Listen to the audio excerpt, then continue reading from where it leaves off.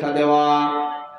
ভিতরে যতগুলো কুফরি রয়েছে বাবা, সমস্ত কুফরিকে নবীদের ভালো ভালো কথার দ্বারায়, ভালো ভালো কাজের দ্বারায়, ভালো ভালো নসিহতের দ্বারায় ভিতরের কুফরিগুলো দূরীভূত করে দেওয়া, কুফরিগুলো ভিতর থেকে দূরীভূত করে দিয়া একেবারে কল্পটাকে পরিষ্কার করে দেওয়া। কল্পটা যখন পরিষ্কার হয়ে যাবে, এখন বর্তমানে আমরা এখানে বসে আছি বাবা, কোরআন হাদিসের কথা যতটা শুনতে আমাদের মজা লাগছে, ভালো লাগছে, ভালো লাগছে কি লাগছে না জোরে বলেন? কেন লাগছে, কেন লাগছে, কেন লাগছে?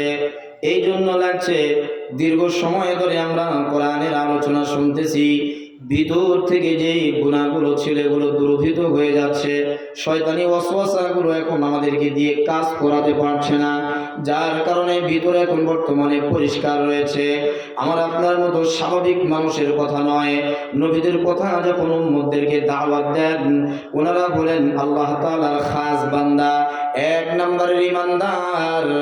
এই ঈমানদারদের কথা যখন উম্মতদেরকে বলেন, উম্মতের ভিতরের কুফরিগুলো ভিতর থেকে দূর হয়ে কল্পটা পরিষ্কার হয়ে যায়।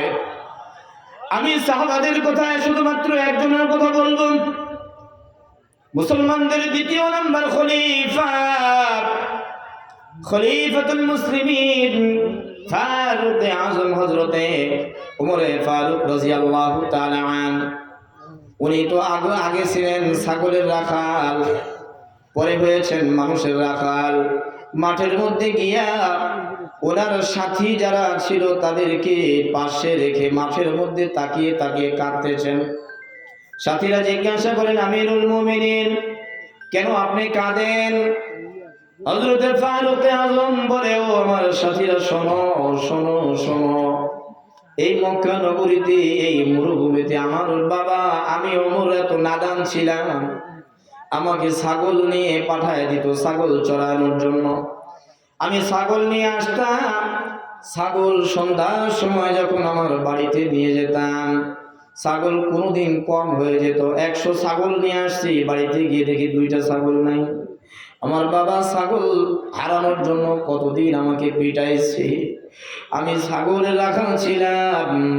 আল্লাহ তাআলা আল্লাহর নবীর কুদরতি ভাবে, আল্লাহর নবীর ফয়জ ও বরকতে, আল্লাহর নবীর গর্দান কাটার জন্য আমি গিয়েছিলাম, কাল্লা কাটার জন্য আমি গিয়েছিলাম। সেই জায়গায় আল্লাহর নবীর কল্লা না কাটতে পেরে আমার নিজের কল্লাটায় আল্লাহর নবীর পা মোবারকের নিচে আমি দিয়ে দিয়েছি। নিচে দেওয়ার কারণে আল্লাহ তাআলা আমাকে এত দামি বানাইছে, এত দামি বানাইছে।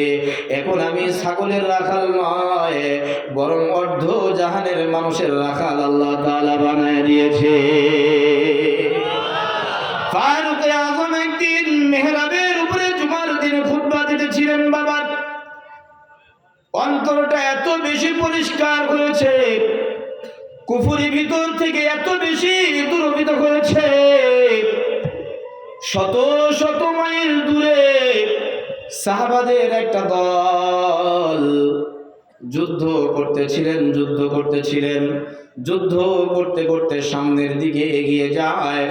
মুসলমান সৈন্যদের ভয়ে কাফেররা জীবন নিয়ে পালানোর জন্য পিছন দিকে তারা পালাইতে ছুটতে শুরু করে দিল। আর এইদিকে সারিয়া দলবল সহ সামনের দিকে যাইতেছিলেন। পিছন থেকে ঘুরে এসে কাফেররা আবারও আক্রমণ শুরু করবে। ঠিক এমন সময় মদিনায় মসজিদে নববীতে দাঁড়িয়ে দাঁড়িয়ে খুতবা দিচ্ছেন হযরতে ফারুক আযম খুতবা দিতেছিলেন।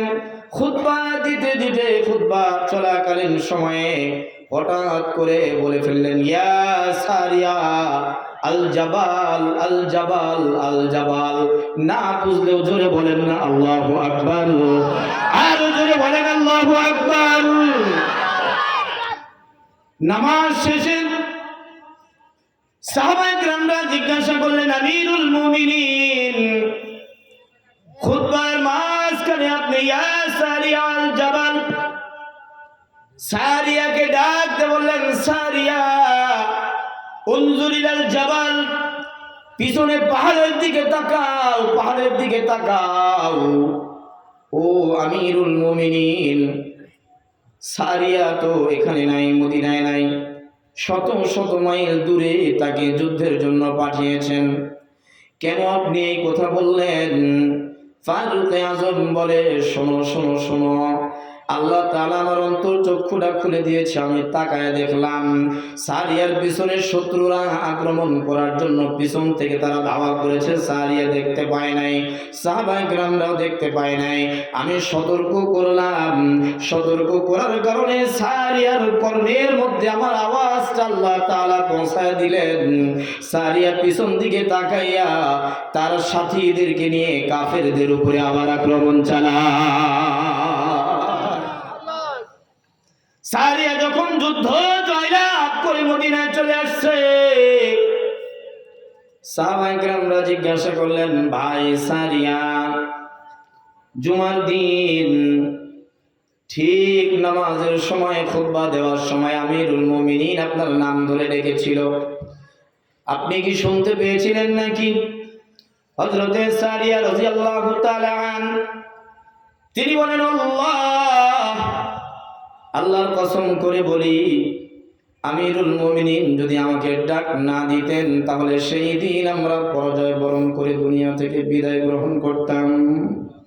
তার মানে হলো ফারুক আজম ডাক দিয়েছেন, আত্মশুদ্ধি এত বেশি হয়েছে, সাহাবায়ে কেরামদের আত্মশুদ্ধি এত বেশি, শত শত মাইল দূরত্ব থেকে সারিয়ার কানের মধ্যে ফারুক আজমের ডাক চলে যায়। সারিয়া ওইটা শ্রবণ করে। যিনি ডাক দিয়েছেন দেখে দেখে ডাক দিয়েছেন, যিনি শুনেছেন না দেখে শুনেছেন। সুবহানাল্লাহি ওয়া বিহামদি। আমি আর একজনের কথা বলেই আমি আমার সামনের দিকে যাব। ইমামে আজম আবু হানিফা রাহমাতুল্লাহি আলাইহির নাম আপনারা শুনেছেন, যেটা রাসূলের যুগের মানুষ তিনি ছিলেন না। সাহাবারা, সকল সাহাবারা তো আল্লাহ রাব্বুল আলামিন ওনাদের প্রতি রাজি আর খুশি। সকল সাহাবাদের ব্যাপারে আল্লাহ রাব্বুল আলামিন সার্টিফিকেট দিয়েছেন, রাদিয়াল্লাহু তাআলা আনহুম ওয়া রাযু আন, রাদিয়াল্লাহু আনহুম ওয়া রাযু আন। এটা কোরআনুল কারীমের মধ্যে একবার নয় একাধিকবার আল্লাহ তাআলা বলেছেন, সমস্ত সাহাবাদের উপরে আমি আল্লাহ রাব্বুল আলামিন খুশি, আমার হাবিবের সাহাবারাও আমি আল্লাহর প্রতি খুশি। ইমামে আজম আবু হানিফা রাহমাতুল্লাহি আলাইহি, উনার ভিতরে কত বেশি আত্মশুদ্ধি ছিল, এত বেশি আত্মশুদ্ধি, দিলের চোখটা আল্লাহ রাব্বুল আলামিন খুলে দিয়েছিলেন ইমামে আজম আবু হানিফা রাহমাতুল্লাহি আলাইহি। ইমামে আজম আবু হানিফা রাহমাতুল্লাহি আলাইহিকে দাওয়াত দিলেন ওনার ছাত্র আবু ইউসুফ রাহমাতুল্লাহি আলাইহি। দাওয়াত খাবার জন্য গেলেন, রাত্রিবেলায় দাওয়াত খাইলেন। দাওয়াত খেয়ে রাত্রিবেলায় উনাকে আলাদা বিশ্রামের জন্য রুম দেওয়া হলো। ফজরের আযান হয়ে গেল। ইমাম আযম আবু হানিফা রাহমাতুল্লাহি আলাইহি মসজিদে নামাজের জন্য গেলেন। নামাজ আদায় করে আবু ইউসুফকে ডাক দিয়ে বলে, আবু ইউসুফ, আমি চলে গেলাম। আবু ইউসুফ বাড়িতে এসে মেয়েকে ডাক দিয়ে বলে, মা, আমার ওস্তাদ চলে যায়। আবু ইউসুফের মেয়ে বলে, বাবা, এটাই নাকি তোমাদের ইমামদের মধ্যে বড় ইমাম, ইমামে আজম আবু হানিফা রাহমাতুল্লাহি আলাইহি? বলে, হ্যাঁ মা, এটাই হলো আমাদের বড় ইমাম। এটাই বুঝি তোমার শিক্ষক? বলে, হ্যাঁ, এটাই আমার ওস্তাদ। বলে, ওস্তাদ যদি হয় তাহলে তার কাছে আমার কিছু প্রশ্ন রয়েছে।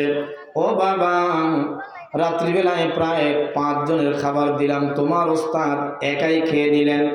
ইসলামে কম খাওয়া সুন্নত না বেশি খাওয়া সুন্নত? আপনারা বলেন, জোরে বলেন, আরো জোরে বলেন।